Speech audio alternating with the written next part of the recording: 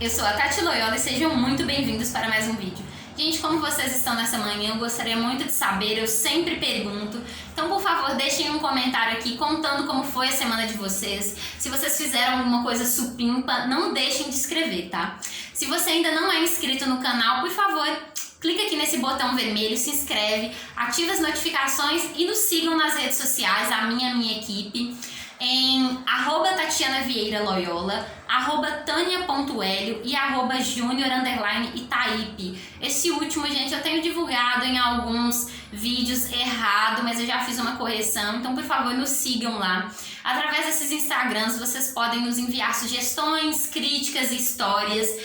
O pessoal gosta muito de me mandar e-mail, me pedindo opinião sobre alguma coisa, me contando uma história, porque gosta muito de aparecer aqui no canal.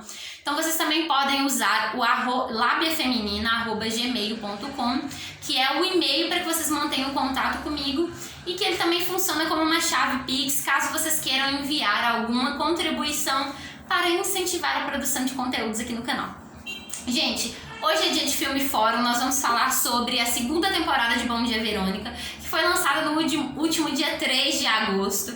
E eu peço que quem tá chegando de paraquedas aqui, por favor, tenha um pouquinho de paciência, porque às vezes eu cometo uns erros, então relevem. Eu quero muito saber a opinião de vocês, se vocês já assistiram. Se você ainda não assistiu, eu vou deixar linkado aqui na descrição o vídeo que eu fiz sobre a primeira temporada e também o vídeo em que eu falo sobre as obras do Rafael Montes, que é um autor brasileiro que é muito, muito bom. E se você já assistiu a primeira temporada, mas ainda não assistiu a segunda, eu posso dar aqui algum spoilerzinho, tá bom? Então para por aqui, eu vou deixar linkado aqui também um outro vídeo para que você vá lá assistir, termine o Bom Dia Verônica, segunda temporada, e depois volta aqui para me dar um feedback do que você achou da temporada como um todo. E aí, gente, é o seguinte, eu tô aqui com o livro, né, do qual eu já falei aqui no canal.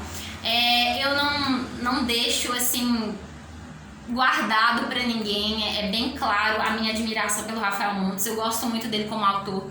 A escrita dele é muito boa, a narrativa é muito instigante, você começa a ler o livro e você quer continuar, você quer terminar, então é muito comum que você comece a ler os livros do Rafa e você perca a noção do tempo, porque são sempre muito interessantes. E não é diferente com o Bom Dia Verônica, que é uma parceria dele com a Ilana Casoy.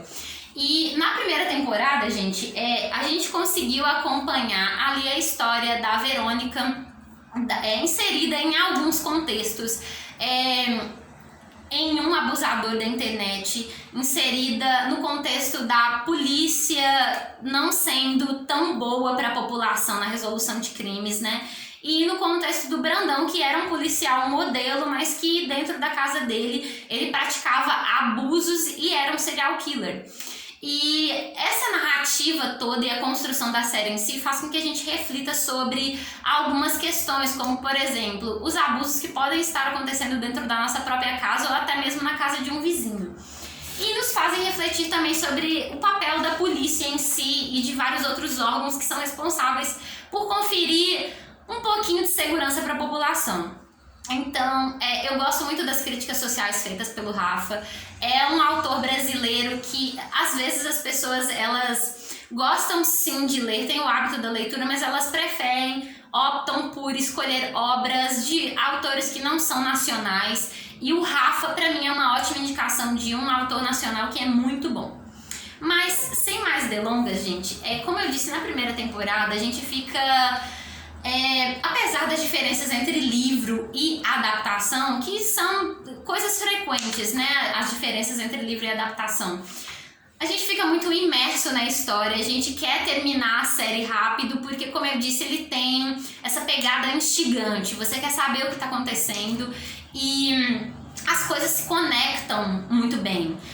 Tanto que não ficam pontas soltas ao longo da primeira temporada, não ser aquela questão toda que dá aquela abertura para uma segunda temporada que é própria de adaptações. Mas você fica muito fascinado, o que não acontece na segunda temporada, infelizmente.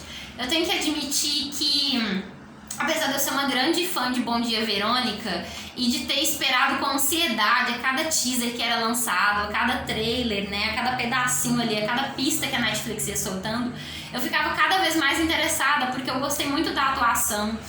Eu elogiei bastante a Camila Morgado, eu gostei muito da atuação do Du Moscovis, da Taina Miller, e eu fiquei muito à vontade com a história contada.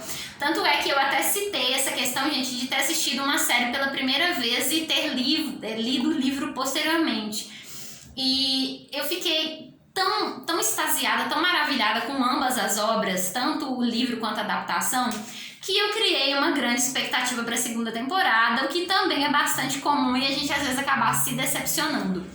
Só que, longe de fazer com que vocês tenham uma má impressão de Bom Dia Verônica, eu queria mais uma vez vir aqui falar sobre os prós e os contras, mas de uma forma a incentivar a vocês darem uma chance. De fato, existem alguns furos no roteiro que me incomodou um pouquinho, afinal isso não é típico do Rafael Montes. Eu acredito que tenha sido pelo fato deles terem encurtado um pouquinho a série. Ela tem apenas 6 episódios, diferente da primeira que tem 8.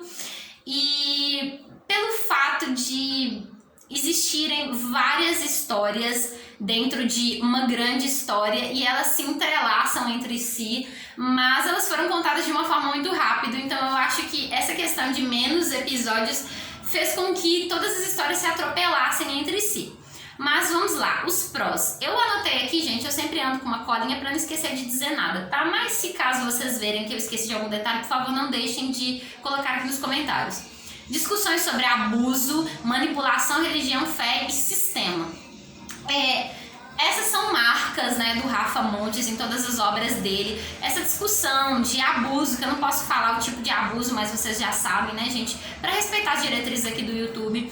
Mas a questão de abuso, que é sempre tratada nas obras dele, principalmente contra mulheres. Eu gosto muito disso no Rafa, porque ele constrói personagens femininas muito fortes e algumas muito frágeis que declinam mediante homens e mediante ao sistema.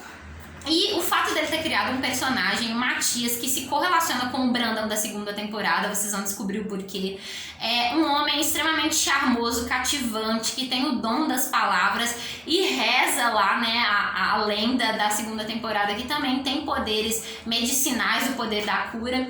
Ele sabe o poder que ele tem e ele usa muito bem para manipular as pessoas através da fé. E eu achei muito interessante porque o Reinaldo Gianecchini, ele deu vida com maestria ao personagem nesse sentido. Ele comete os abusos, aquela interação toda, aquela conquista através da fé. E ele é mencionado como um religioso, mas sempre dito como um missionário, não como um pastor, para não ofender a religião em si. Ele executa o papel com maestria o tempo todo porque ele consegue fazer isso de uma forma muito velada, muito charmosa. Muito competente, então você acaba sendo convencida de que de fato aquele personagem é um personagem nojento, muito manipulador e muito poderoso dentro da série. Então ele chega apenas na segunda temporada, mas já conquistando o espectador. O mesmo se aplica a Camila Márdila e a Clara Castanho, que a Camila, ela faz o papel da Gisele, e eu devo admitir, gente, que eu acho que, mesmo elogiando bastante o papel da Clara e do Reinaldo, eu acho que o papel dela foi um dos mais fiéis ao que eu esperava, um dos mais difíceis e um dos mais executados da forma correta, alinhado ao que eu esperava de fato. Ela sofre abusos, né, diante do marido, e ela tem que fazer escolhas muito difíceis, e a história dela tem um plot twist no final que sinceramente eu não esperava. E ela executa de uma forma que faz com que você sinta ódio dela em alguns momentos e também sinta compaixão. Então é isso que eu acho que cativa os espectadores diante de um personagem. Você viver uma relação de amor e ódio com ele ali o tempo todo e você querer saber mais sobre ele. Ele não é um personagem que ele fica apagado e do nada ele consegue fazer grandes coisas, como aconteceu com a Verônica nessa temporada, que está aqui nos contras, gente. A Verônica, ela foi uma personagem da primeira temporada que me deixou muito próxima a ela, eu me conectei muito com ela, eu gostei muito de como a Tainá fez o personagem, de como ela construiu, de como ela deu vida, de como ela conseguiu se conectar à personagem do livro. Mas já na segunda temporada ela me incomodou bastante, porque ela fica muito longe da família. Eu sei que ela tem escolhas difíceis a fazer, que abre mão de toda a família dela pra desvendar um caso, pra conseguir limpar a barra do pai dela, pra conseguir limpar a barra dela, que saiu super queimada na primeira temporada. No sentido de ela ter forjado a própria morte, não de má atuação, porque longe disso, a Taina Miller, ela sempre executa os papéis dela com maestria, mas eu quero dizer assim, dela ter forjado a morte dela e dela ter se sentido culpada por ter perdido a Janete, por não ter conseguido ajudá-la, não ter conseguido ajudar a Marta também, e nem as outras mulheres que sofreram durante a primeira temporada com todos os abusos e com as falhas do sistema. Mas na segunda temporada, eu acredito que não tenha sido só culpa da Tainá, ela seguiu ali tudo que foi pedido pra ela, dando vida da maneira como ela sempre dá, de uma forma muito visceral, mas devido ao roteiro, que ela não entendia o que foi que aconteceu, não é típico do Rafa Montes, como eu disse pra vocês, e nem da Ilana, muito menos, que foi aquela questão toda de ela entrar e sair de situações super delicadas, de situações tensas, de situações muito intensas, e tipo, ninguém dava fé que ela tava ali. Ela entrava no orfanato, ela seguia toda a máfia para desconjuntá-la, ela entrava em situações super delicadas, em situações tensas, e conseguia sair delas muito facilmente. Então, existem cenas que eu achei que foram bastante mal construídas nesse sentido.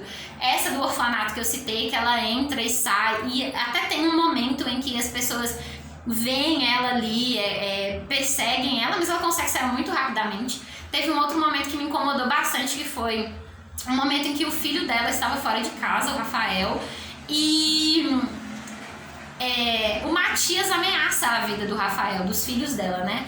Quando ela consegue se infiltrar. Do nada ela sai desesperada atrás do Rafael, não sabe onde ele está, em que lugar ele está, e do nada, magicamente, ela encontra ele e consegue salvar a vida dele.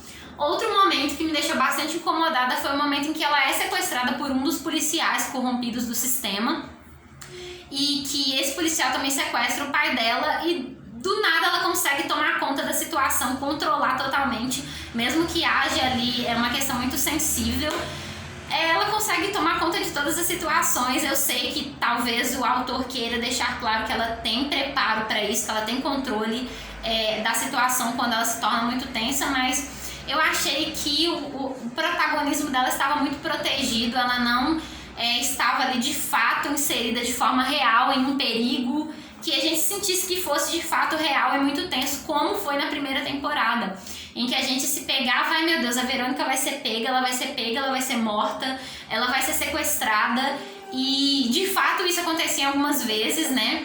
Ela perdia o controle da situação, e na segunda temporada ela já não consegue perder tanto o controle da situação, assim, ela sai muito bem de todas as situações, de uma forma muito fácil, então isso me incomodou um pouquinho. Mas, no mais, eu gostaria de saber o que vocês acharam da temporada. Existiram esses prós e esses contras, mas no final eu acho que terminou com um balanço super positivo, principalmente nas conexões da segunda temporada com a primeira e da abertura para uma terceira temporada, em que a gente vai conhecer mais um dos personagens doentes, né? Entre aspas, de Bom Dia Verônica. Eu gostaria de saber se vocês gostaram do roteiro, se vocês gostaram desses 6 episódios, de como eles se relacionaram. Nós temos aqui no canal também falando sobre essa questão de fé e religião, eu vou deixar linkado aqui embaixo para vocês também.